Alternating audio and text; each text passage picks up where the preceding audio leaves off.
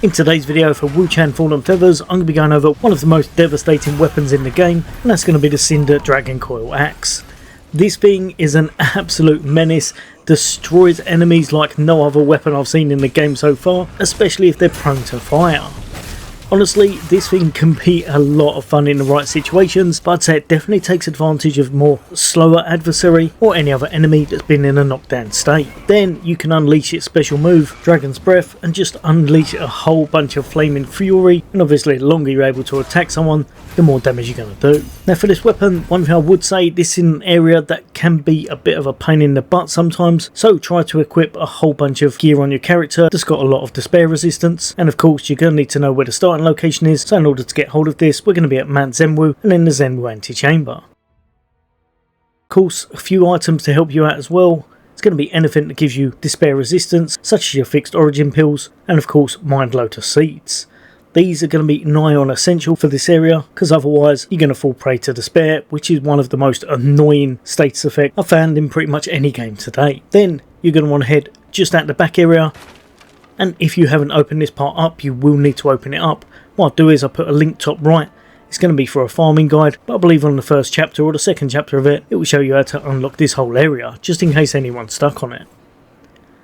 But as you saw, we're just going to make our way past all of the enemies, keep making our way up and round. And if you haven't defeated them, here is going to be a big boss that is going to be your first big challenge probably in this game. But once you have taken him down, obviously you'll be able to proceed throughout the rest of the area. You're going to want to just keep running all the way up, make your way up the wooden staircases and across the rooftops thereafter. Keep making your way along, over all of the rooftops, and then as you get to the end here, right at the very end, it's going to be a shortcut you can open if you want to make your life a little bit easier. Then just make your way up and around this roof, avoiding any enemies as you go. Then you're going to want to make your way just up here again, and then up the first set of stairs. Once you get to the top here, keep making your way all the way forward. Then you see a ladder that you're going to want to climb, make it all the way to the top. At this point, just on your right hand side is going to be an opening, and here's going to be one of those enemies that flies at you, so make sure you do a nice little perfect dodge. Then you're going to go in, pull the lever, and it's going to lower one of the walkways here. Just on your left hand side there's going to be one of those enemies there, but you don't really need to take them out, so instead turn left and just pop straight off the edge. Then you're going to make your way down, and again there's going to be another lever for you to pull.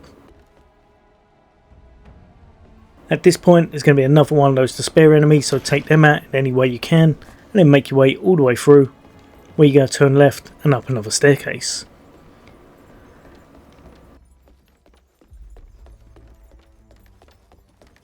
Wrap around, all the way up again another staircase, and then you're going to be putting the lever just on the left here. You go, make your way forward, just go over on the right hand side, make your way down this pathway, and then just inside here you're going to want to kind of run through very fast, because you don't want to tackle the enemy in here, because he can be a bit of a nuisance. So instead, run as fast as you can, and then make it straight up to the ladder. Once you've used that to get to the top of the roof, you're going to be very mindful here, because there's a whole bunch of those despair guys, so make sure you've got your items ready. Then just to top it off, this is the last bit that's going to be a complete pain, but what you want to do is walk along the planks, make sure you alleviate all of the despair just in case it is coming up on your character.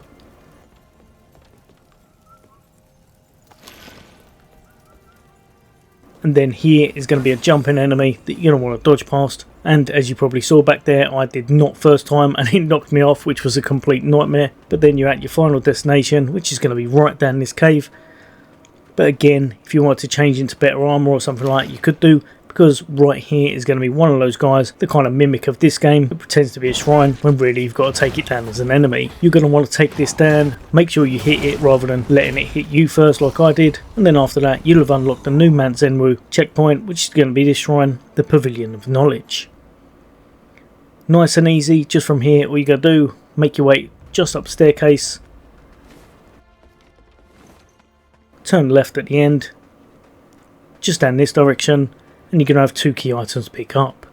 First one's going to be that collectible just there, and the second one you're after, is going to be the Cinder Dragoncoil axe. Honestly, I could see this having a lot of potential to it, very possibly be one of the highest damage items in the game, but only in the right circumstances.